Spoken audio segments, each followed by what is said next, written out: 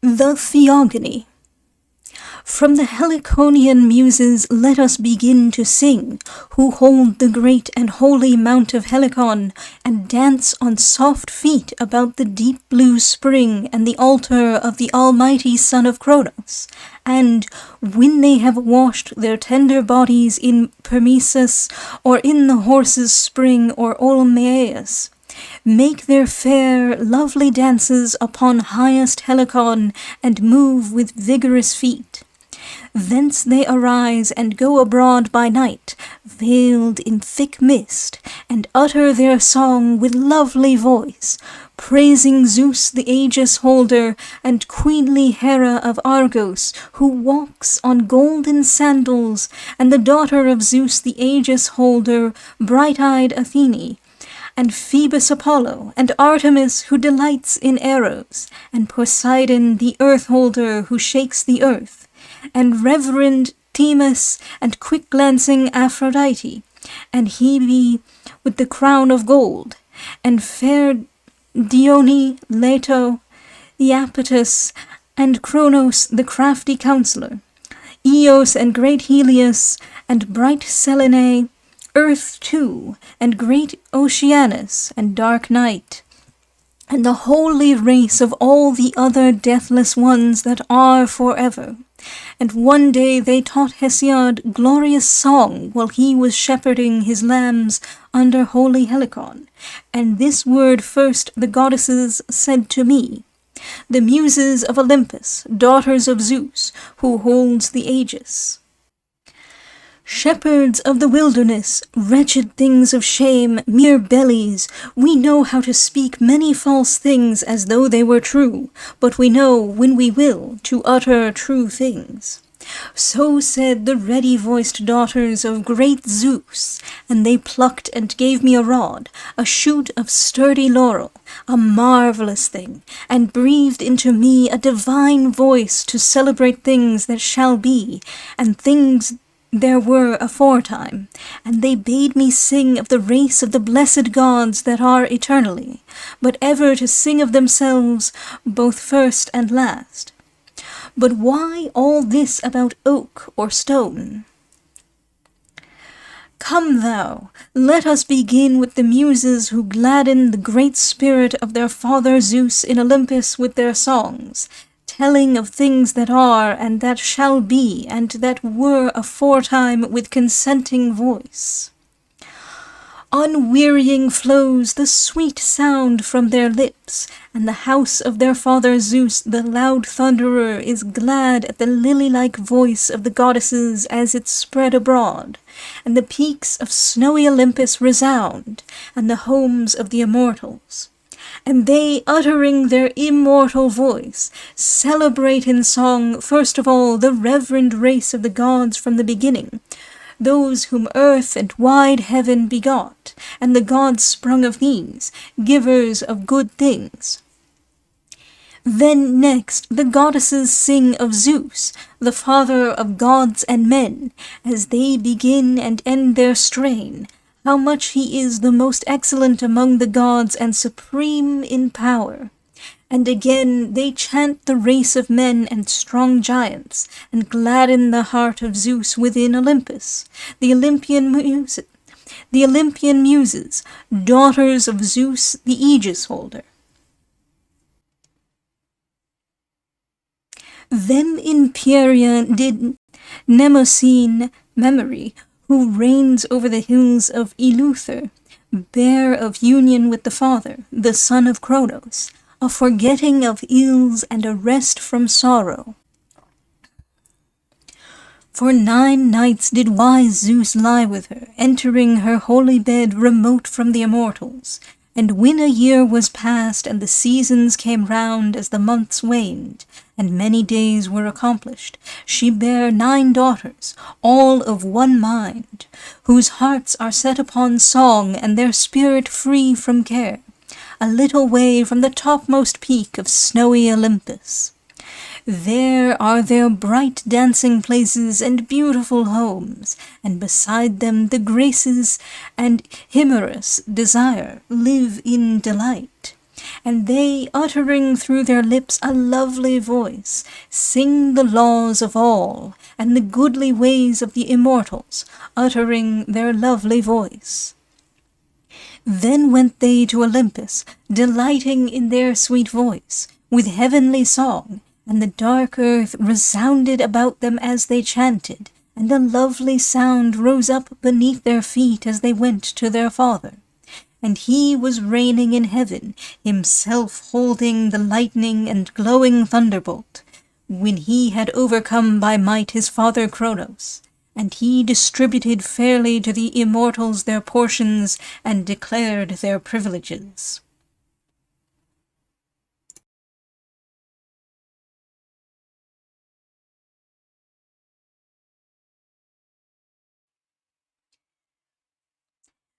These things then the Muses sang who dwell on Olympus, 9 daughters begotten by great Zeus, Cleo and Euterpe, Thalia, Melpomene, and Terpsichore, and Erato and Polyhymnia, and Urania and Calliope, who is the chiefest of them all, for she attends on worshipful princes, whomsoever of heaven-nourished princes the daughters of great Zeus honor, and behold him at his birth. They pour sweet dew upon his tongue, and from his lips flow gracious words. All the people look towards him while he settles causes with true judgments, and he, speaking surely, would soon make wise end even of a great quarrel. For therefore are their princes wise in heart, because when the people are being misguided in their assembly, they set right the matter again with ease, persuading them with gentle words. And when he passes through a gathering, they greet him as a god with gentle reverence, and he is conspicuous amongst the assembled. Such is the holy gift of the Muses to men. For it is through the Muses and far-shooting Apollo that there are singers and harpers upon the earth. But princes are of Zeus, and happy is he whom the Muses love. Sweet flows speech from his mouth. For though a man have sorrow and grief in his newly troubled soul, and live in dread because his heart is distressed, yet when a singer, the servant of the Muses, chants the glorious deeds of men of old and the blessed gods who inhabit Olympus, at once he forgets his heaviness and remembers not his sorrows at all, but the gifts of the goddesses soon turn him away from these.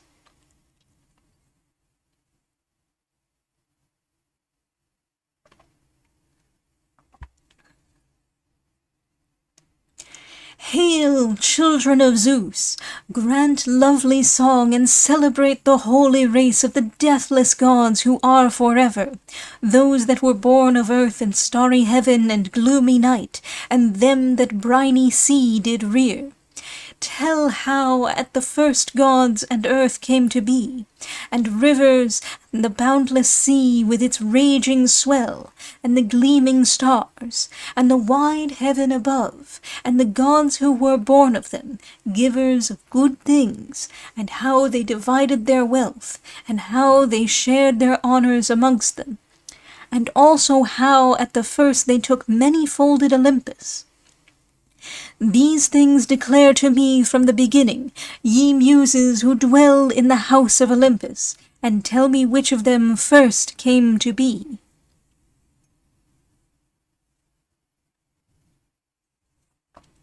Verily, at the first, chaos came to be, but next, wide-bosomed earth, the ever-sure foundations of all, the deathless ones who hold the peaks of snowy Olympus, and dim Tartarus in the depth of the wide-pathed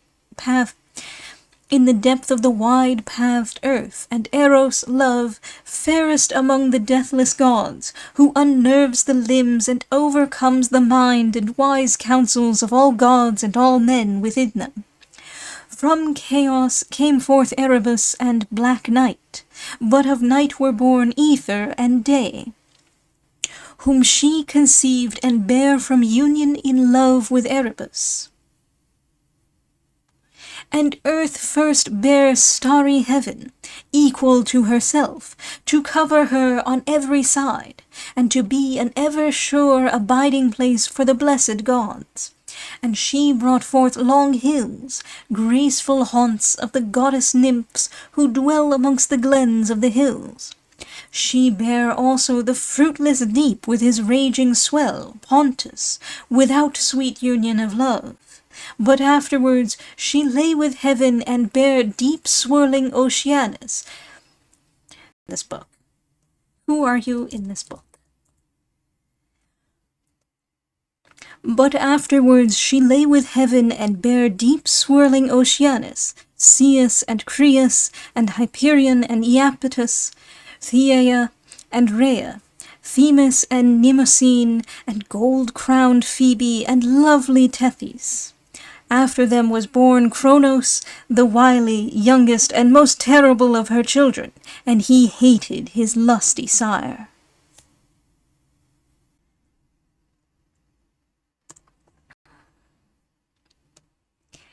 And again she bare the Cyclops, overbearing in spirit, Brontes, and Steropes, and stubborn-hearted Argus, who gave Zeus the thunder and made the thunderbolt. In all else they were like the gods, but one eye only was set in the midst of their foreheads, and they were surnamed Cyclops, orb-eyed, because one orbed eye was set in their foreheads. Strength and might and craft were in their works. And again 3 other sons were born of earth and heaven, great and doughty beyond telling, Cotus and Briareus and Gyes, presumptuous children. From their shoulders sprang 100 arms, not to be approached, and each had 50 heads upon his shoulders on their strong limbs, and irresistible was the stubborn strength that was in their great forms. For of all the children that were born of earth and heaven, these were the most terrible, and they were hated by their own father from the first.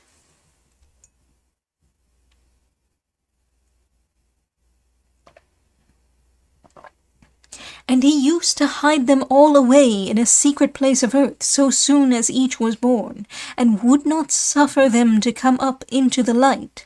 And heaven rejoiced in his evil doing. But vast earth groaned within, being straitened. And she made the element of grey flint, and shaped a great sickle, and told her plan to her dear sons. And she spoke, cheering them, while she was vexed in her dear heart. My children, gotten of a sinful father, if you will obey me, we should punish the vile outrage of your father, for he first thought of doing shameful things. So she said, but fear seized them all, and none of them uttered a word. But great Cronos the wily took courage and answered his dear mother. Mother, I will undertake to do this deed, for I reverence not our father of evil name, for he first thought of doing shameful things. So he said, and vast earth rejoiced greatly in spirit, and set and hid him in an ambush, and put in his hands a jagged sickle, and revealed to him the whole plot.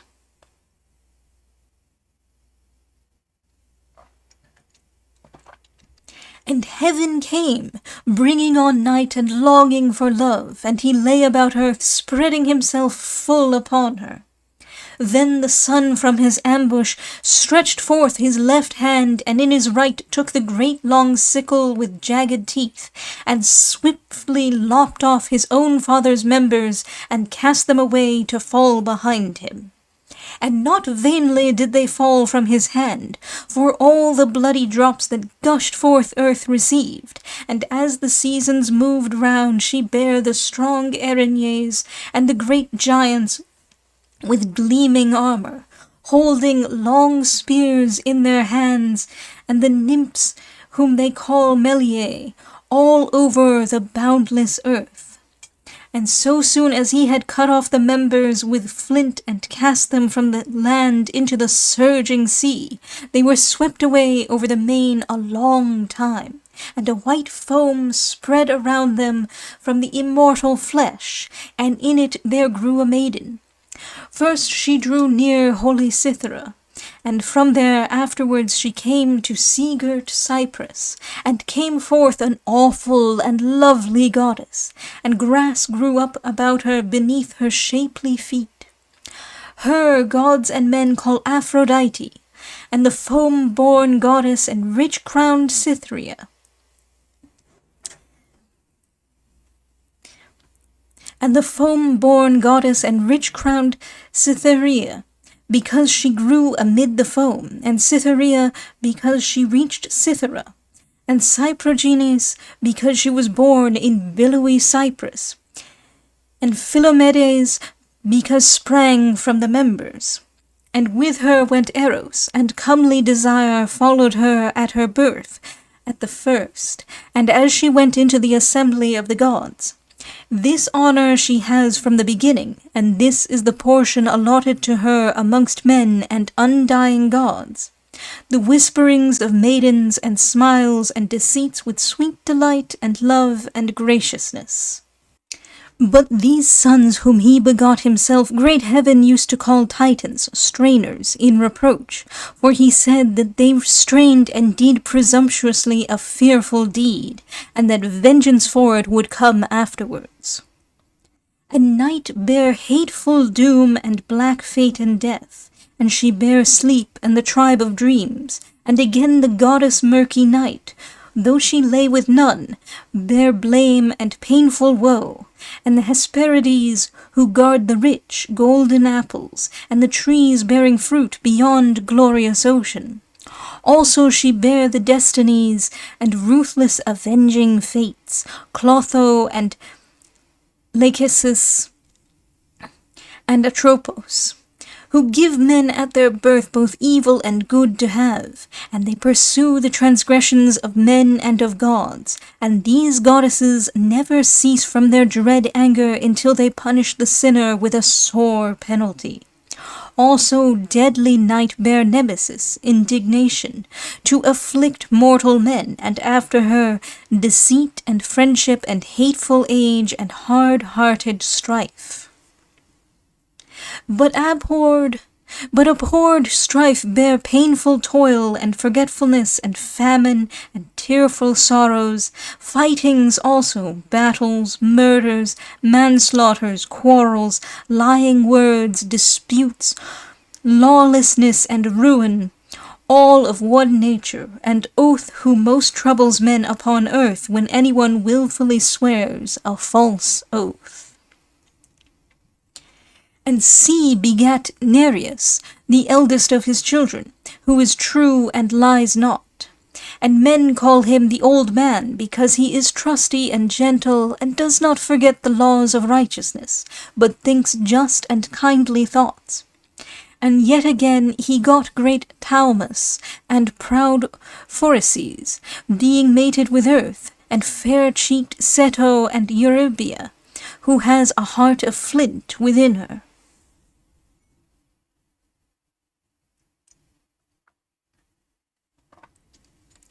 And of Nereus and rich-haired Doris, daughter of Ocean the perfect river, were born children, passing lovely amongst goddesses, Plato, Eucrante, Sao, and Amphitrite, and Eudora, and Thetis, Galinae, and Glauce, Simothoe, Speo, Thoe, and lovely Heliae, and Pasithea, and Erato, and rosy-armed Eunice, and gracious Melite, and Eulymene, and Augue, Doto, Proto, Pherusa, and Dynamene, and Nicaea, and Actea, and Protomedea, Doris Panopea, and comely Galatea, and lovely Hippothoe, and rosy-armed Hipponoe,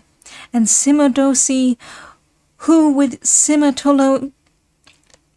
who with Cimatology and Amphitrite easily calms the waves upon the misty sea and the blasts of raging winds, and Simo and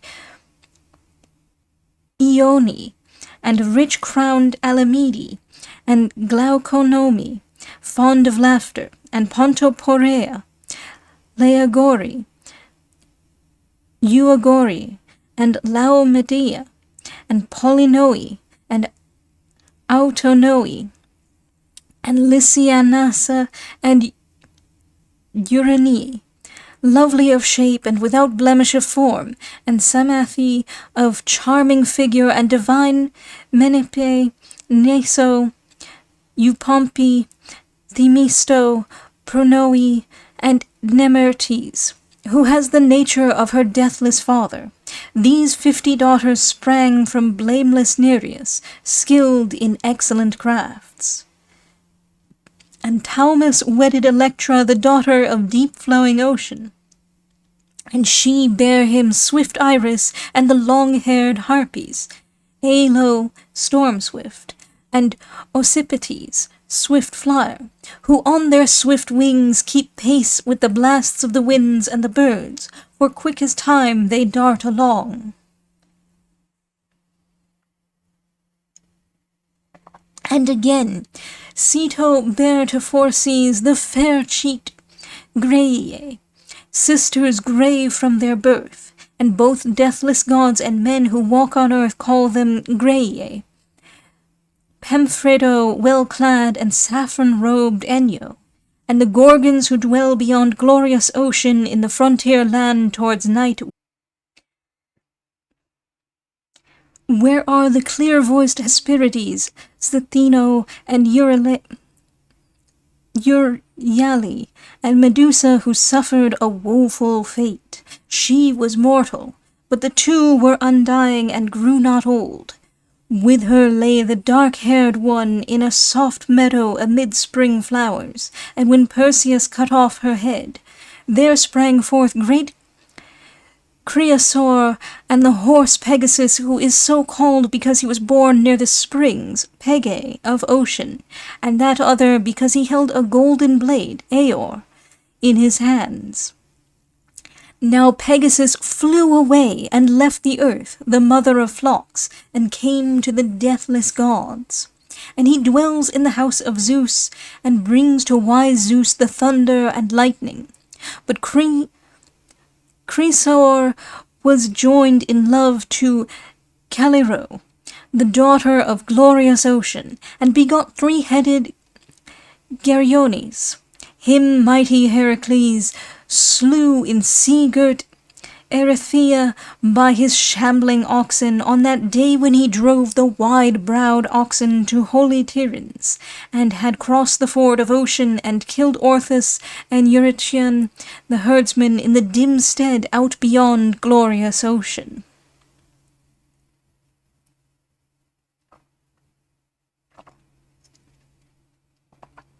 And in a hollow cave she bare another monster, irresistible, in no wise like either to mortal men or to the undying gods, even the goddess fierce Echidna, who is half a nymph with glancing eyes and fair cheeks, and half again a huge snake, great and awful, with speckled skin, eating raw flesh beneath the secret parts of the holy earth. And there she has a cave deep down under a hollow rock, far from the deathless gods and mortal men. There, then, did the gods appoint her a glorious house to dwell in, and she keeps guard in Arima beneath the earth, grim Echidna, a nymph who dies not nor grows old all her days. Men say that Typhaon the terrible, outrageous and lawless, was joined in love to her, the maid with glancing eyes. So she conceived and brought forth fierce offspring. First she bare Orthus, the hound of Geryones, and then again she bare a second, a monster not to be overcome and that may not be described. Cerberus, who eats raw flesh, the brazen-voiced hound of Hades, 50-headed, relentless, and strong.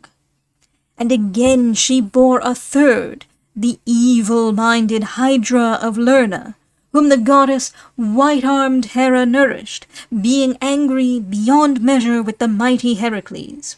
And her Heracles, the son of Zeus, of the house of Amphitryon, together with warlike Iolaus, destroyed with the unpitying sword through the plans of Athene, the spoil-driver. She was the mother of Chimera, who breathed raging fire, a creature fearful, great, swift-footed, and strong, who had 3 heads, one of a grim-eyed lion, in her hinder part a dragon, and in her middle a goat, breathing forth a fearful blast of blazing fire. Her did Pegasus and noble Bellerophon slay, but Echidna was subject in love to Orthus, and brought forth the deadly Sphinx which destroyed the Cadmeans, and the Nemean lion, which Hera, the good wife of Zeus, brought up and made to haunt the hills of Nemea, a plague to men.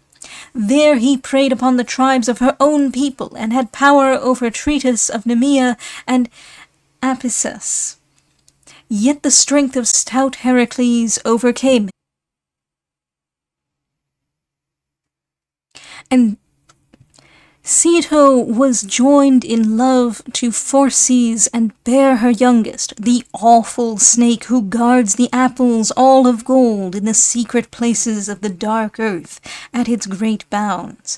This is the offspring of Ceto and Phorcys. And Tethys bare to ocean eddying rivers, Nilus and Alpheus, and deep-swirling Eridanus, Strymon and Meander, and the fair stream of Ister, and Phasis, and Rhesus, and the silver eddies of Achelous, Nisus, and Rhodius, Haliasmon, and Heptaporus, Granicus, and Aesopus, and holy Simois, and Peneus, and Hermus, and Caicus fair stream, and great Sangirius, Ladon, Parthenius, Eunice, Ardiscus, and divine Scamander. Also she brought forth a holy company of daughters, who with the Lord Apollo and the rivers have youths in their keeping.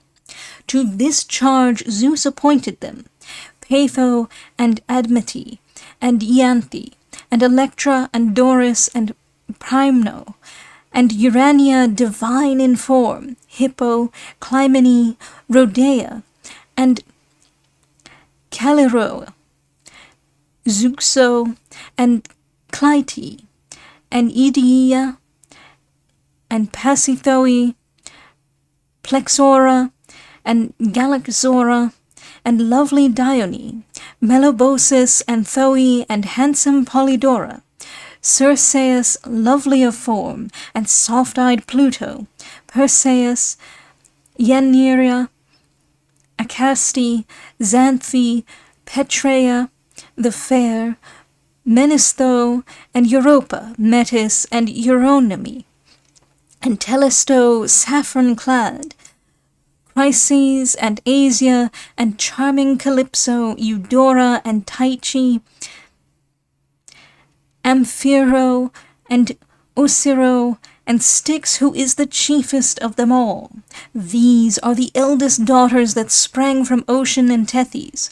But there are many besides, for there are 3,000 neat-ankled daughters of Ocean, who are dispersed far and wide, and in every place alike serve the earth and the deep waters, children who are glorious among goddesses. And as many other rivers are there, babbling as they flow, sons of Ocean, whom queenly Tethys bare, but their names it is hard for a mortal man to tell, but people know those by which they severally dwell. And Theia was subject in love to Hyperion, and bare great Helios, sun, and clear Selene, moon, and Eos, dawn, who shines upon all that are on earth and upon the deathless gods who live in the wide heaven. And Eurybia, bright goddess, who joined in love to Creus and bare great Astraeus and Pallas and Perses, who also was eminent among all men in wisdom. And Eos bare to Astraeus the strong-hearted winds, brightening Zephyrus and Boreas, headlong in his course, and Notus, a goddess mating in love with a god. And after these Erigenia bare the star Eosphorus, dawnbringer, and the gleaming stars with which heaven is crowned. And Styx, the daughter of Ocean, was joined to Pallas, and bare Zelus, emulation, and trim-ankled Nike, victory, in the house. Also she brought forth Kratos, strength, and Bia, force, wonderful children. These have no house apart from Zeus, nor any dwelling nor path except that wherein God leads them. But they dwell always with Zeus the loud thunderer. For so did Styx, the deathless daughter of Ocean, plan on that day when the Olympian lightener called all the deathless gods to great Olympus, and said that whosoever of the gods would fight with him against the Titans, he would not cast him out from his rights, but each should have the office which he had before amongst the deathless gods. And he declared that he who was without office and rights under Cronos should be raised to both office and rights as is just. So deathless Styx came first to Olympus with her children through the wit of her dear father. And Zeus honored her, and gave her very great gifts. For her he appointed to be the great oath of the gods, and her children to live with him always. And as he promised, so he performed fully unto them all. But he himself mightily reigns and rules. Again Phoebe came to the desired embrace of Coeus. Then the goddess through the love of the god conceived and brought forth dark-gowned Leto, always mild, kind to men and to the deathless gods, mild from the beginning, gentlest in all Olympus. Also she bare Asteria, of happy name, whom Perses once led to his great house to be called his dear wife. And she conceived and bare Hecate, whom Zeus the son of Cronos honored above all. He gave her splendid gifts, to have a share of the earth and the unfruitful sea. She received honor also in starry heaven, and is honored exceedingly by the deathless gods. For to this day, whenever any one of men on earth offers rich sacrifices and prays for favor,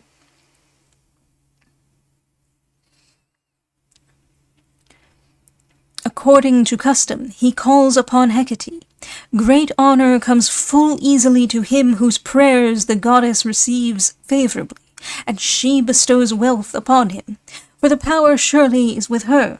For as many as were born of earth and ocean, amongst all these she has her due portion. The son of Cronos did her no wrong, nor took anything away of all that was her portion among the former Titan gods. But she holds, as the division was at the first from the beginning, privilege both in earth and in heaven and in sea.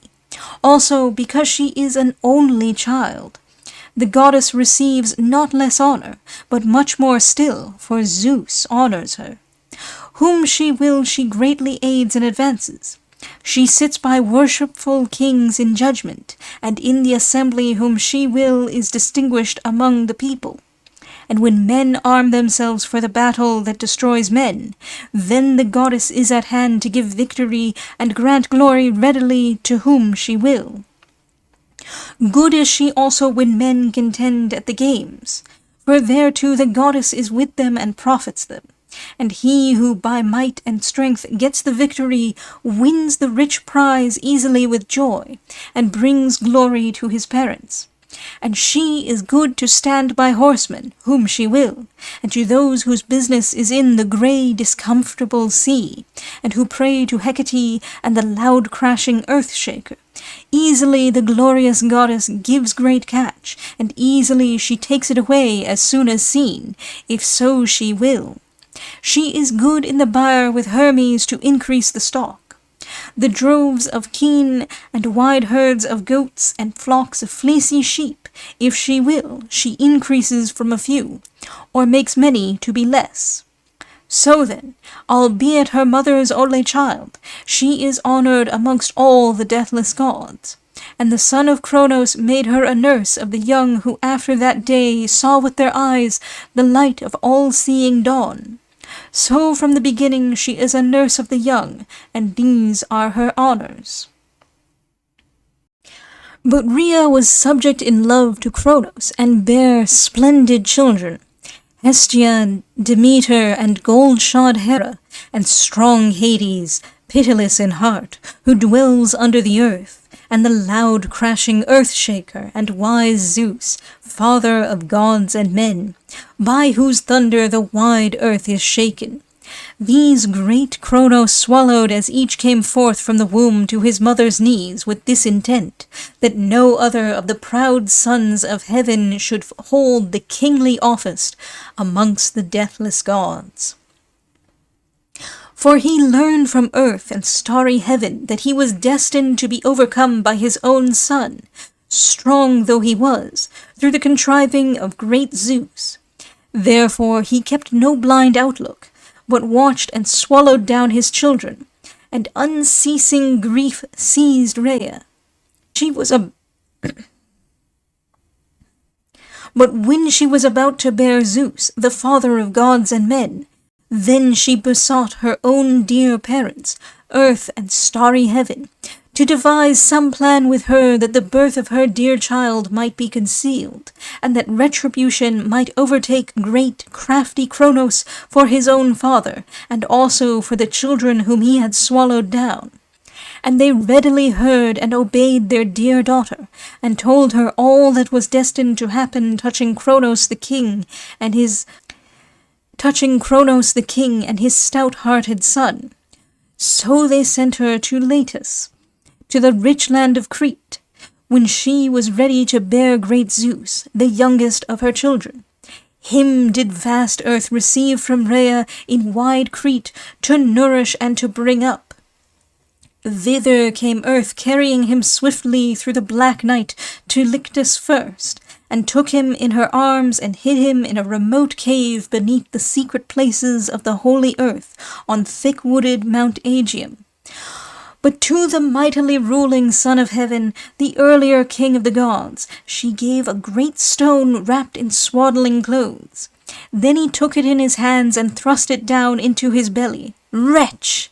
He knew not in his heart that in place of the stone his son was left behind, unconquered and untroubled, and that he was soon to overcome him by force and might, and drive him from his honours, himself to reign over the deathless gods.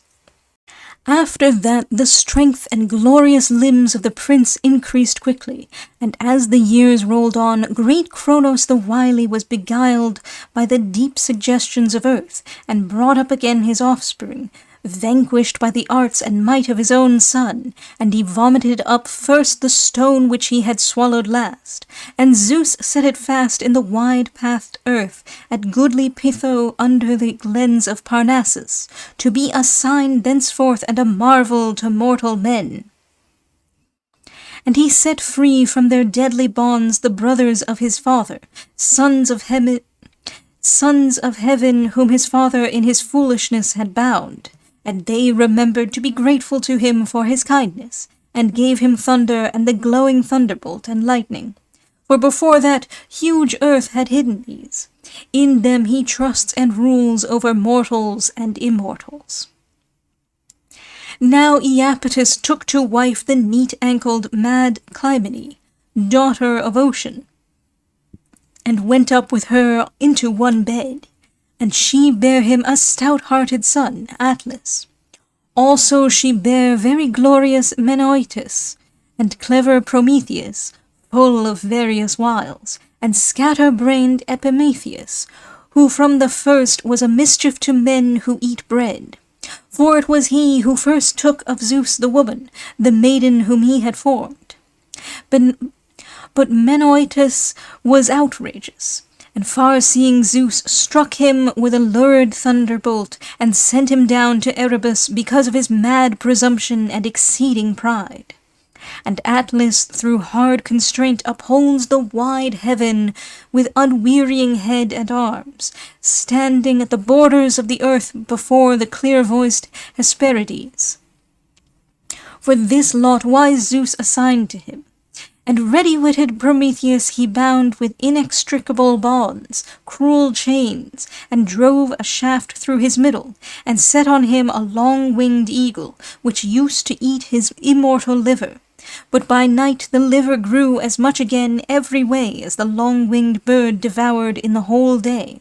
That bird Heracles, the valiant son of shapely-ankled Alcmene, slew, and delivered the son of Iapetus from the cruel plague, and released him from his affliction, not without the will of Olympian Zeus, who reigns on high, that the glory of Heracles the Theban-born might be yet greater than it was before over the plenteous earth. This then he regarded and honored his famous son. Though he was angry, he ceased from the wrath which he had before, because Prometheus matched himself in wit with the almighty son of Cronos.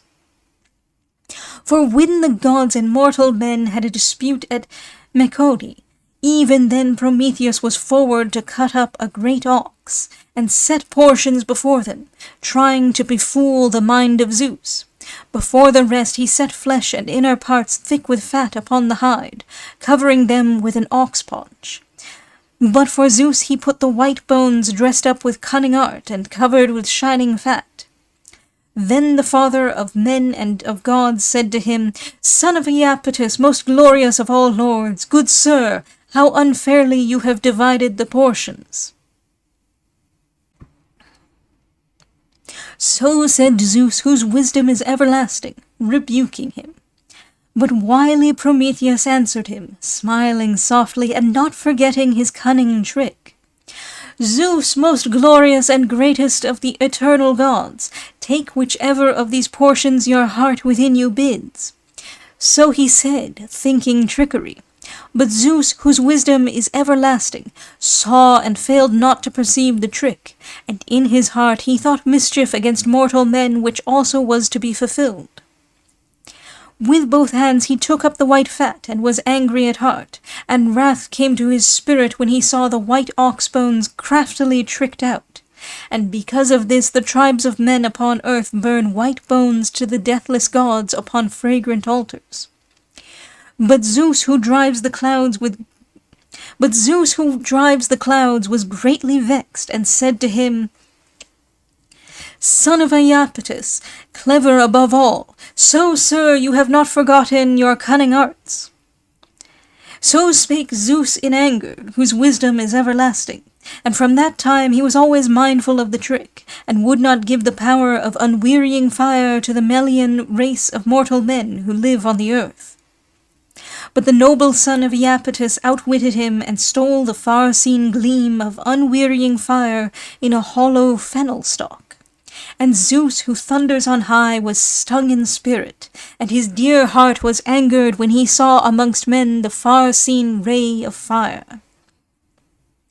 Forthwith he made an evil thing for men as the price of fire.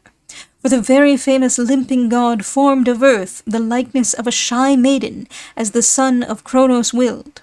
And the goddess bright-eyed Athene girded and clothed her with silvery raiment, and down from her head she spread with her hands a broidered veil, a wonder to see. And she, Pallas Athene, put about her head lovely garlands, flowers of new-grown herbs. Also she put upon her head a crown of gold, which the very famous limping god made himself, and worked with his own hands as a favour to Zeus his father. On it was much curious work, wonderful to see.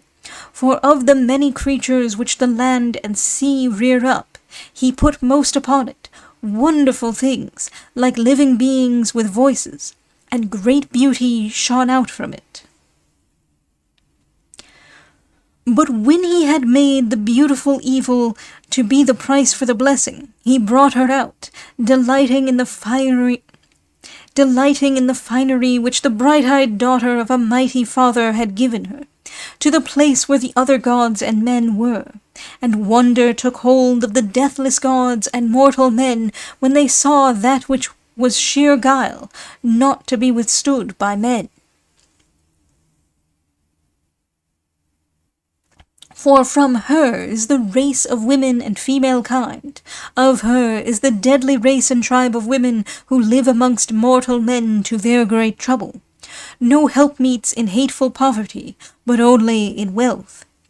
And as in thatched hives bees feed the drones whose nature is to do mischief, by day and throughout the day until the sun goes down, the bees are busy and lay the white combs, while the drones stay at home in the covered skeps and reap the toil of others into their own bellies.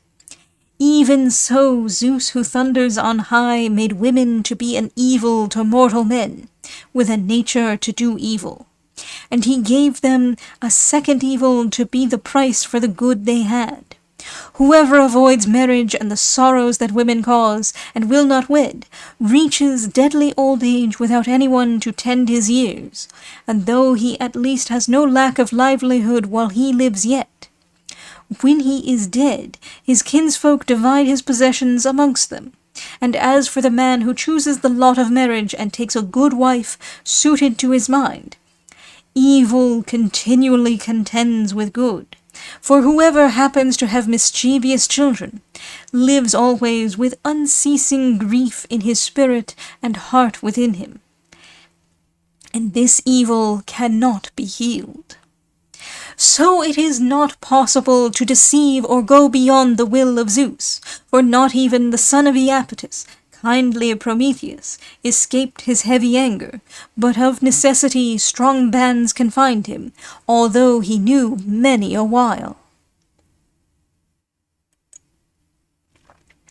But when first their father was vexed in his heart with Obriareus and Cotus and Gyes, he bound them in cruel bonds, because he was jealous of their exceeding manhood and comeliness and great size.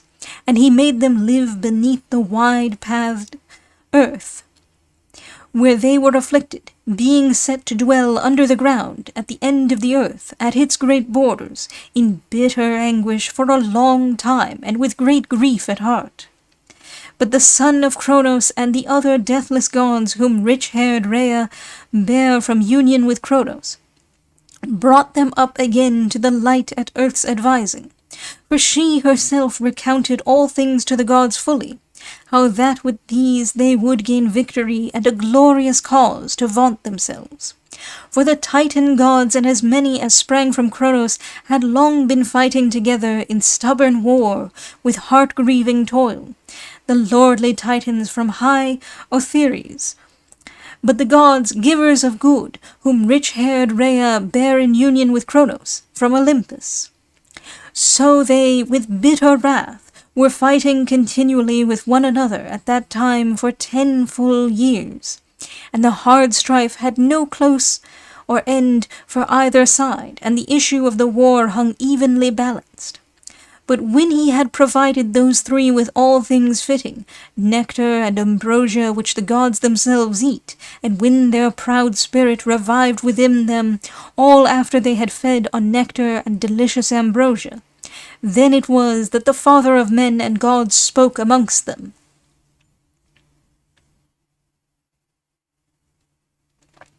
Hear me, bright children of earth and heaven, that I may say what my heart within me bids. A long while now have we, who are sprung from Cronos and the Titan gods, fought with each other every day to get victory and to prevail. But do you show your great might and unconquerable strength, and face the Titans in bitter strife. For remember our friendly kindness, and from what sufferings you are come back to the light from your cruel bondage under misty gloom through our counsels. So he said, and blameless And blameless Cotus answered him again, Divine One, you speak that which we know well. Nay, even of ourselves we know that your wisdom and understanding is exceeding, and that you became a defender of the deathless ones from chill doom. And through your devising we are come back again from the murky gloom and from our merciless bonds, enjoying what we looked not for, O Lord, son of Cronos. And so now, with fixed purpose and deliberate counsel, we will aid your power in dreadful strife, and will fight against the Titans in hard battle. So he said, and the gods, givers of good things, applauded when they heard his word, and their spirit longed for war even more than before, and they all, both male and female, stirred up hated battle that day, the Titan gods, and all that were born of Cronos together with those dread, mighty ones of overwhelming strength, whom Zeus brought up to the light from Erebus beneath the earth. 100 arms sprang from the shoulders of all alike, and each had 50 heads growing upon his shoulders upon stout limbs. These then stood against the Titans in grim strife, holding huge rocks in their strong hands. And on the other part the Titans eagerly strengthened their ranks, and both sides at one time showed the work of their hands and their might. The boundless sea rang terribly around, and the earth crashed loudly. Wide heaven was shaken and groaned, and high Olympus reeled from its foundation under the charge of the undying gods, and a heavy quaking reached dim Tartarus, and the deep sound of their feet in the fearful onset, and of their hard missiles. So then they launched their grievous shafts upon one another, and the cry of both armies as they shouted reached starry heaven, and they met together with a great battle cry.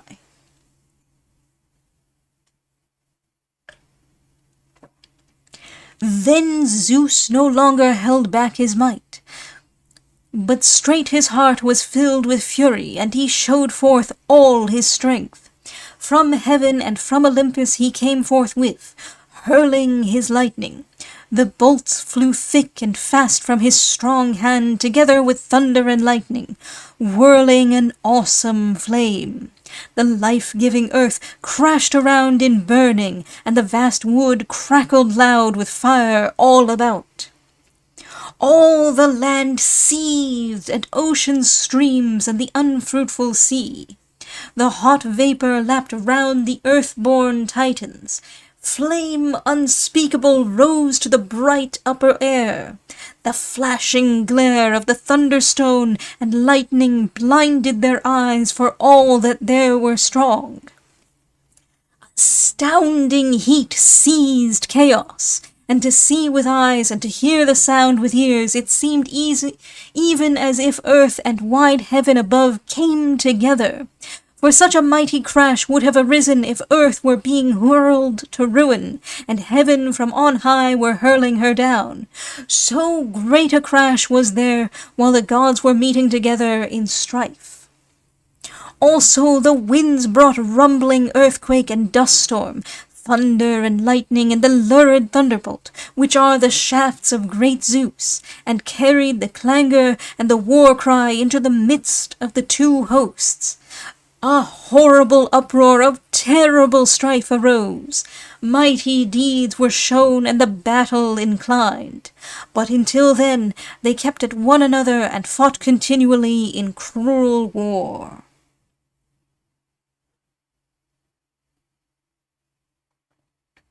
And amongst the foremost, Cotus and Briareos and Gyes, insatiate for war, raised fierce fighting.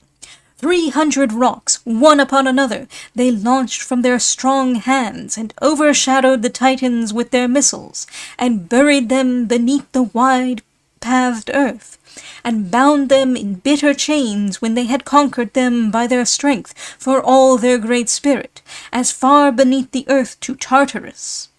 For a brazen anvil falling down from heaven 9 nights and days would reach the earth upon the 10th.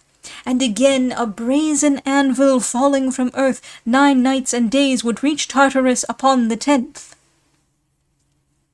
Round it runs a fence of bronze, and night spreads in triple line all about it like a neck circlet, while above grow the roots of the earth and unfruitful sea.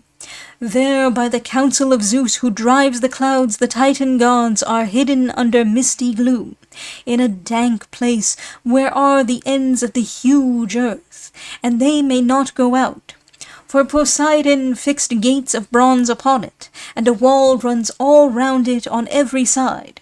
There Gyes and Cotys and great-souled Obriaeus live, trusty warders of Zeus who holds the aegis. And there, all in their order, are the sources and ends of gloomy earth and misty Tartarus and the unfruitful sea and starry heaven, loathsome and dank, which even the gods abhor. It is a great gulf, and if once a man were within the gates, he would not reach the floor until a whole year had reached its end, but cruel blast upon blast would carry him this way and that. And this marvel is awful even to the deathless gods. There stands the awful home of murky night, wrapped in dark clouds. In front of it the son of Iapetus stands immovably upholding the wide heaven upon his head and unwearying hands, where night and day draw near and greet one another as they pass the great threshold of bronze. And while the one is about to go down into the house, the other comes out at the door. And the house never holds them both within, but always one is without the house passing over the earth, while the other stays at home and waits until the time for her journeying come. And the one holds all-seeing light for them on earth, but the other holds in her arms Sleep, the brother of death, even evil night, wrapped in a vaporous cloud.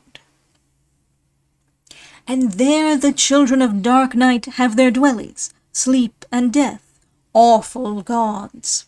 The glowing sun never looks upon them with his beams, neither as he goes up into heaven, nor as he comes down from heaven. And the former of them roams peacefully over the earth and the sea's broad back, and is kindly to men. But the other has a heart of iron, and his spirit within him is pitiless as bronze. Whomsoever of men he has once seized he holds fast, and he is hateful even to the deathless gods.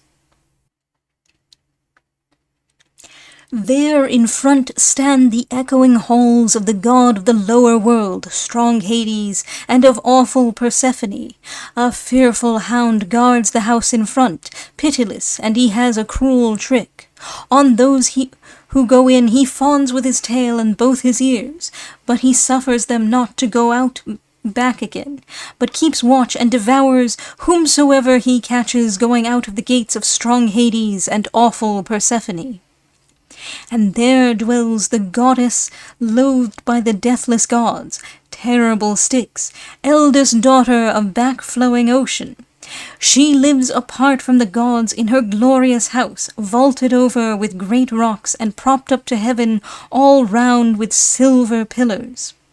Rarely does the daughter of Thaumas, swift-footed Iris, come to her with a message over the sea's wide back. But when strife and quarrel arise among the deathless gods, and when any of them who live in the house of Olympus lies, then Zeus sends Iris to bring in a golden jug, the great oath of the gods from far away, the famous cold water which trickles down from a high and beetling rock. Far under the wide-pathed earth, a branch of Oceanus flows through the dark night out of the holy stream, and 1/10 part of his water is allotted to her. With 9 silver-swirling streams he winds about the earth and the sea's wide back, and then falls into the main. But the 10th flows out from a rock, a sore trouble to the gods. For whoever of the deathless gods that hold the peaks of snowy Olympus pours a libation of her water is forsworn, lies breathless until a full year is completed. and never comes near to taste ambrosia and nectar, but lies spiritless and voiceless on a strewn bed, and a heavy trance overshadows him. But when he has spent a long year in his sickness, another penance and a harder follows after the first. For 9 years he is cut off from the eternal gods, and never joins their councils of their feasts. 9 full years. But in the 10th year he comes again to join the assemblies of the deathless gods, who live in the house of Olympus. Such an oath, then, did the gods appoint the eternal and primeval water of Styx to be, and it spouts through a rugged place. And there, all in their order, are the sources and ends of the dark earth and misty Tartarus and the unfruitful sea and starry heaven, loathsome and dank, which even the gods abhor. And there are shining gates and an immovable threshold of bronze having unending roots, and it is grown of itself. And beyond, away from all the gods, live the Titans, beyond gloomy chaos. But the glorious allies of loud-crashing Zeus have their dwelling upon ocean's foundations, even Cottus and Gyes. But Briareos, being goodly, the deep-roaring earth-shaker, made his son-in-law, giving him Cymopelea, his daughter, to wed. But when Zeus had driven the Titans from heaven, huge earth bare her youngest child Typhus of the love of Tartarus, by the aid of golden Aphrodite. Strength was with his hands in all that he did, and the feet of the strong god were untiring. From his shoulders grew 100 heads of a snake, a fearful dragon, with dark flickering tongues, and from under the brows of his eyes in his marvelous heads flashed fire, and fire burned from his heads as he glared. And there were voices in all his dreadful heads, which uttered every kind of sound unspeakable, for at one time they made sounds such that the gods understood, but at another the noise of a bull bellowing aloud in proud, ungovernable fury. At another the sound of a lion, relentless of heart, and at another sounds like whelps, wonderful to hear, and again at another he would hiss, so that the high mountains re-echoed. And truly a thing past help would have happened on that day, and he would have come to reign over mortals and immortals, had not the father of men and gods been quick to perceive it. But he thundered hard and mightily, and the earth around resounded terribly, and the wide heaven above, and the sea and ocean's streams, and the nether parts of the earth. Great Olympus reeled beneath the divine feet of the king as he arose, and earth groaned thereat. And through the two of them heat took hold on the dark blue sea, through the thunder and lightning, and through the fire from the monster, and the scorching winds and blazing thunderbolt. The whole earth seethed, and sky and sea, and the long waves raged along the beaches round and about, at the rush of the deathless gods, and there arose an endless shaking. Hades trembled where he rules over the dead below, and the Titans under Tartarus who live with Kronos, because of the unending clamor and the fearful strife. So when Zeus had raised up his might and seized his arms, thunder and lightning and lurid thunderbolt, he leaped from Olympus and struck him, and burned all the marvelous heads of the monster about him. But when Zeus had conquered him and lashed him with strokes, Typhus was hurled down, a maimed wreck, so that the huge earth groaned, and flame shot forth from the thunder-stricken lord in the dim rugged glens of the mount, when he was smitten. A great part of huge earth was scorched by the terrible vapor, and melted as tin melts when heated by men's art in channeled crucibles, or as iron, which is hardest of all things, is softened by glowing fire in mountain glens, and melts in the divine earth through the strength of Hephaestus.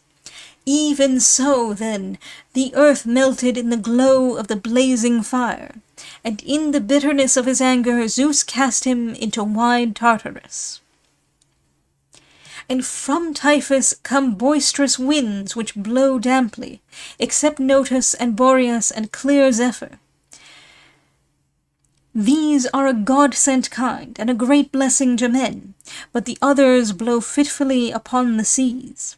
Some rush upon the misty sea and work great havoc among men with their evil, raging blasts. For varying with the season they blow, scattering ships and destroying sailors. And men who meet these upon the sea have no help against the mischief. Others again over the boundless flowering earth spoil the fair fields of men who dwell below, filling them with dust and cruel uproar.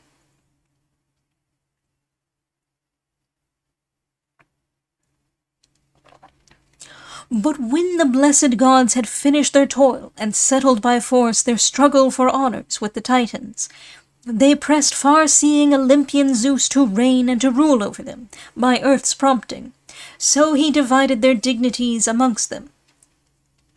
Now Zeus, king of the gods, made Metis his wife first, and she was wisest among gods and mortal men.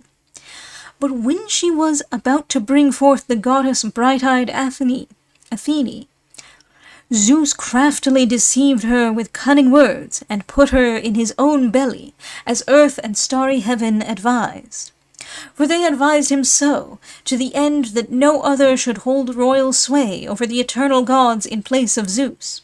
For very wise children were destined to be born of her, first the maiden bright-eyed Tritogenia, equal to her father in strength and in wise understanding.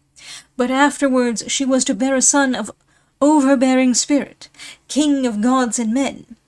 But Zeus put her into his own belly first, that the goddess might devise for him both good and evil. Next he married bright Themis, who bare the Horae, hours, in Eunomia, order, Dike, justice, and blooming Erinne, peace, who mind the works of mortal men. And the Moriae, fates, to whom wise Zeus gave the greatest honor, Clotho and Lycosus and Atropos, who give mortal men evil and good to have.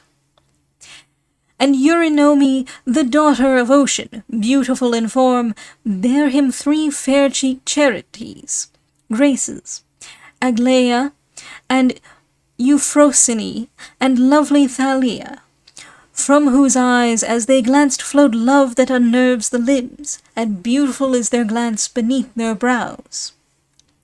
Also he came to the bed of all-nourishing Demeter, and she bare white-armed Persephone, whom Aidoneus carried off from her mother, but wise Zeus gave her to him. And again he loved Mnemosyne with the beautiful hair, and of her the 9 gold-crowned muses were born who delight in feasts and the pleasures of song. And Leto was joined in love with Zeus, who holds the aegis, and bare Apollo and Artemis delighting in arrows, children lovely above all the sons of heaven.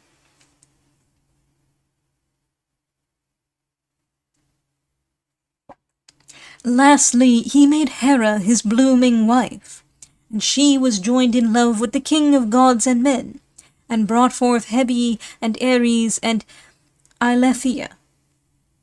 But Zeus himself gave birth from his own head to bright-eyed Tritogenia, the awful, the strife-stirring, the host-leader, the unwearying, the queen, who delights in tumults and wars and battles.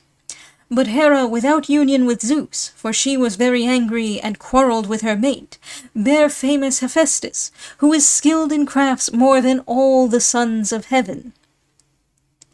But Hera was very angry and quarrelled with her mate, and because of this strife she bare without union with Zeus, who holds the aegis, a glorious son, Hephaestus, who excelled all the sons of heaven in crafts. But Zeus lay with the fair-cheeked daughter of Ocean and Tethys apart from Hera.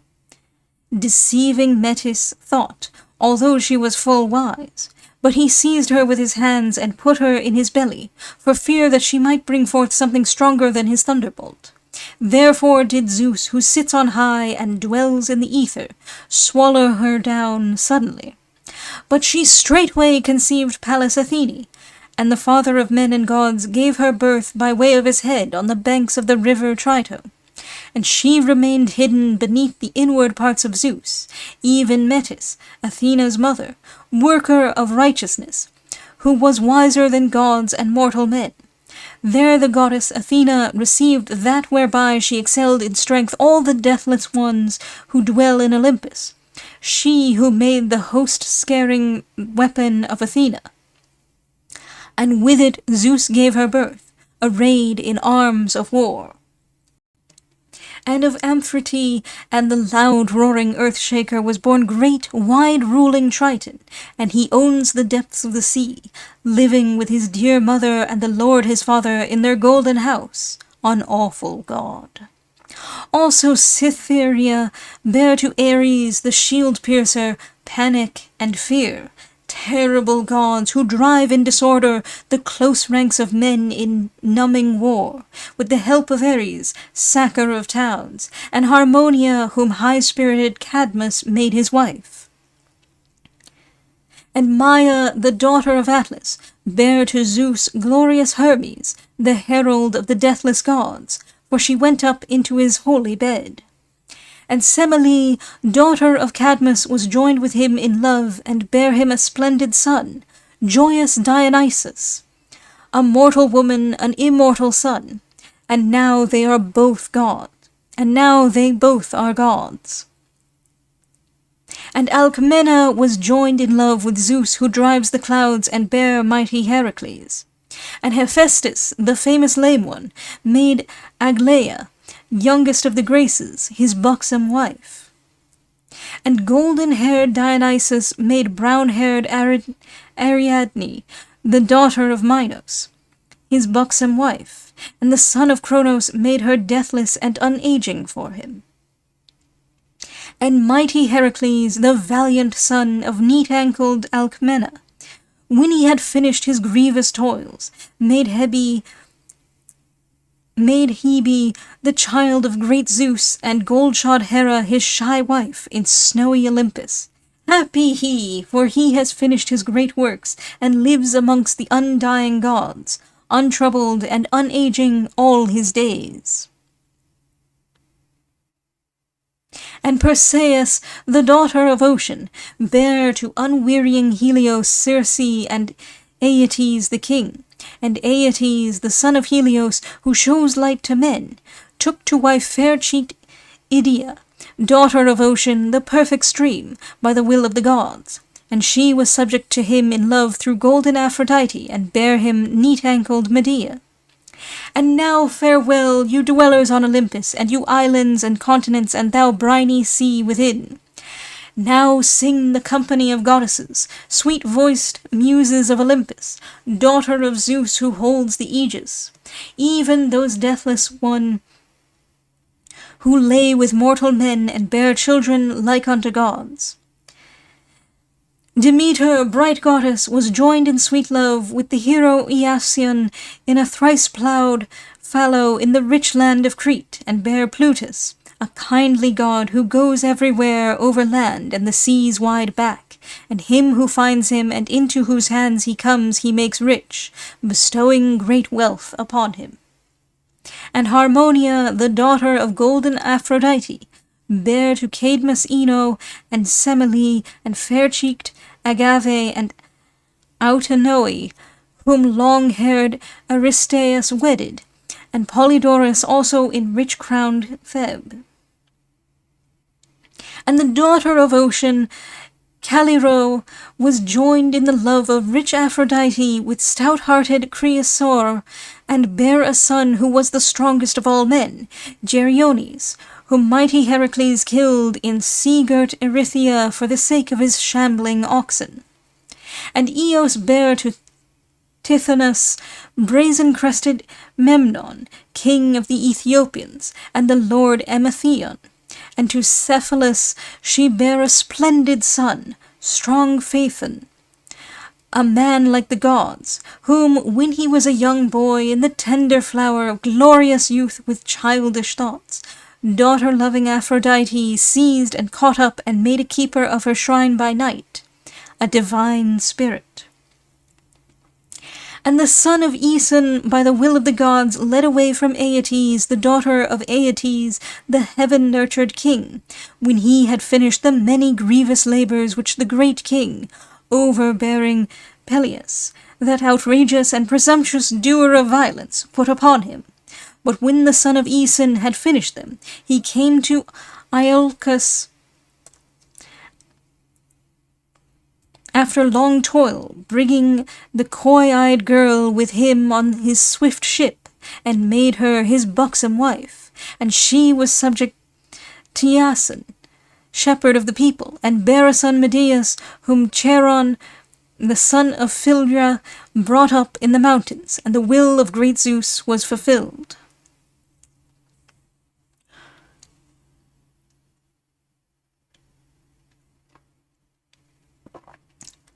But of the daughters of Nereus, the old man of the sea, Samathe, the fair goddess, was loved by Aeacus through golden Aphrodite and bare Phocus.